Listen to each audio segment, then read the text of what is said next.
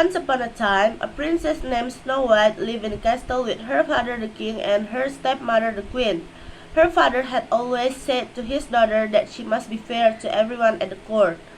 Said he, people come here to the castle when they have a problem. They need the ruler to make a fair decision. Nothing is more important than to be fair. The Queen Snow White's stepmother knew how much this meant to her husband. At the first change, she rushed to her magic mirror. Mirror, mirror on the wall, said the queen, who is the fairest of them all? Snow White is the fairest of them all, said the magic mirror. What? Yelled the queen. No one is more fair than I. The queen must have the best of everything. Everyone knows that. What could be more fair? Snow White is the fairest of them all, repeated the magic mirror. What do you know? You are a mirror, roared the queen, and she stormed off. Still, the queen was bothered. So bothered was she that the queen decided to be rid of the girl once and for all. I cannot wait another day, she declared. The queen called for her servant, a huntsman. Find a reason to take Snow White deep into the woods, she said, pointing her long finger at the servant. Then kill her. The huntsman was shocked. But she was the queen. What could he do? The next day he took Snow White into the woods, and he drew his knife to slay her. Snow White turned around. Look, she said, taking something out of her pocket. You have always been good to me. She held in front of him 6 perfect rose heads that she had carefully shaped. Do you like them? She said. They are for you. Snow White, said the huntsman. I cannot do this. Of course, you can take this, said Snow White. That's not what I meant, said the servant. He dropped to his knees. How can I say this to you? The queen, your stepmother, ordered me to kill you, he said, but I cannot. She did what? Snow White called out with alarm. You must run away, said the huntsman. Far into the woods now, and never come back to the castle. Snow White turned and ran into the woods as fast as she could. Deeper and deeper she ran. It was getting dark, and the wolves were starting to howl. She tripped, and her skirt was torn. Tall tree branches seemed to reach down to the very ground to grab her. She was scratched, bleeding, and scared. Yet she ran on and on. Then all of a sudden, far away there was a light. Who was living so deep in the woods? She stepped up closer. It was a cottage, yet no sound came from the cottage, only light from the windows. Hello, she said, knocking softly on the door. Hello, no answer. The door was a little bit open. She opened it some more and she stepped in. Hello, is anyone home? She looked around. What a mess! She had never seen a messier living room. This cottage may be the biggest mess I ever saw, she thought. But it's roof over my head for tonight. Maybe if I clean up around here, I can earn my sleep. As she cleaned, she thought of someone she already missed. Before her father had remarried, and she and a prince who lived in the next kingdom were getting to know each other. They would take long walks in the royal garden and tell each other stories and laugh. After the queen had moved into the castle, her stepmother had made a new rule. No more visitors. Now the prince had to sleep over the palace gate in the street. He would call out to her from under her window and they could talk a bit that way. It wasn't as good as the long walks, but it was the best they could manage. Now that she had to run away from home, would she never see him again? After Snow White cleaned up the living room, she went upstairs. On the second floor, There were 7 little beds lined up in a row as if for children. Tired from cleaning, Snow White yawned and lay across all 7 of the beds. Soon she fell fast asleep. In the meantime, the 7 dwarfs were heading home for a long day of working in the jewel mines.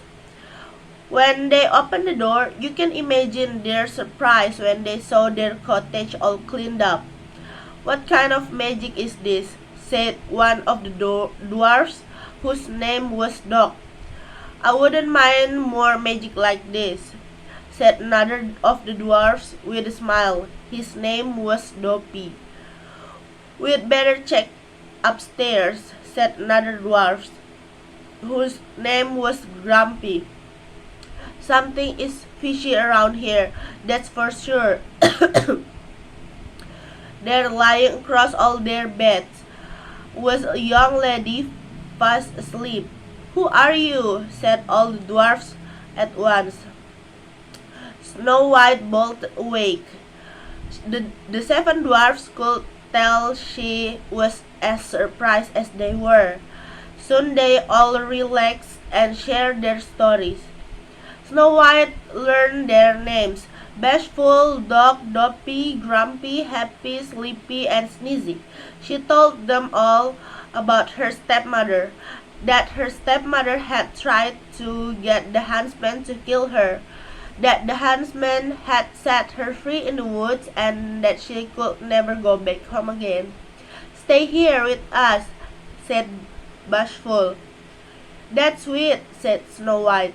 "But if I were to stay here at your home, I would have to do something for you."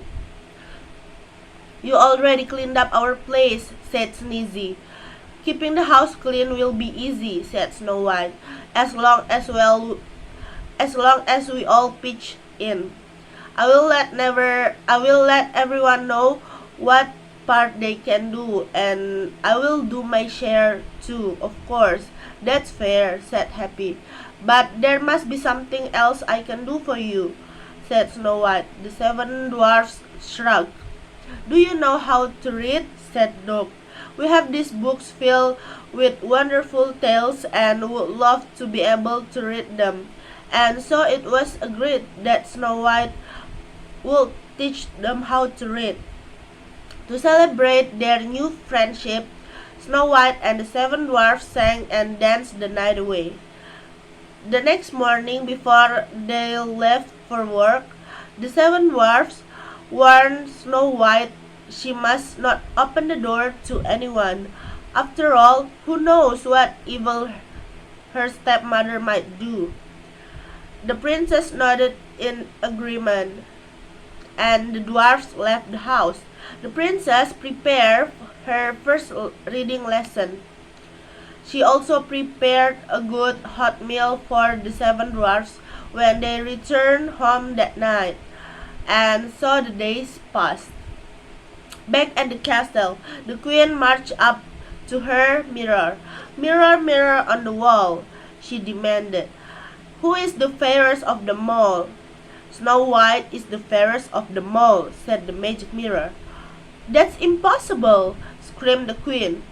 "The girl is no longer alive." "Snow White lives," said the magic mirror, and an image was shown on the mirror of Snow White living in the cottage of the 7 dwarfs. The queen turned red with rage. She screamed, "Who does she think she is? Snow White will not get away with this."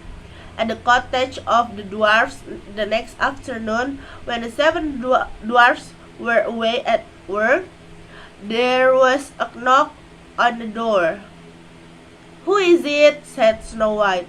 She remembered the warning of the 7 dwarfs not to open the door to anyone. "It's only a poor old woman," came a squeaky voice, "selling apples." Yet it was the evil queen disguised as an old woman. "It's raining out there, my dear," said her voice through the door. "Please let me in." Poor thing, thought Snow White, having to go door to door selling apples in the rain, and so she opened the door. "Take a look at this big red apple," said the old woman, who, as you know by now, was really the queen in disguise. She held the red apple close to Snow White's face. "Lovely, my dear, isn't it?" "I would like very much to buy your apple," said Snow White, "but I have no money." "That's fine. Come in, your hair will make a good trade," said the old woman. "Well, all right then," said Snow White. She took the comb out of her hair and gave it to the old woman, who then gave her the apple. Snow White took a big bite. Alas, the fruit was poison. At once, Snow White fell to the ground in a deep sleep. "Yes," shouted the queen, pumping the air with her fist. Just then the door flew open. In marched the 7 dwarfs home from the day's work. Shocked indeed they were to find Snow White lying on the floor, and what must be her stepmother beside her, laughing. They chased that evil queen out the door and into the storm. Up to the very top of a mountain they chased her. All of a sudden lightning hit the mountains. The queen fell, and she was never seen again. But there was nothing to help poor Snow White. She stayed absolutely still in her deep sleep. The 7 dwarfs gently lifted her into a glass coffin. Day and night they kept watch over her. One day the prince happened to pass through. Ever since he had learned that Snow White was missing at the castle, he was searching for her far and wide. Now he had finally found her, but in such a state. The prince pulled open the glass coffin. Her face seemed so fresh even in that deep sleep. He gently took one of Snow White's hands in his own and kissed it. Snow White's eyes opened. With love's first kiss, the evil queen's spell was forever gone. Now nothing stood in the way for Snow White and the prince to be together forever. They returned to the princess' kingdom and lived happily ever after. Okay, the end. Thank you for watching.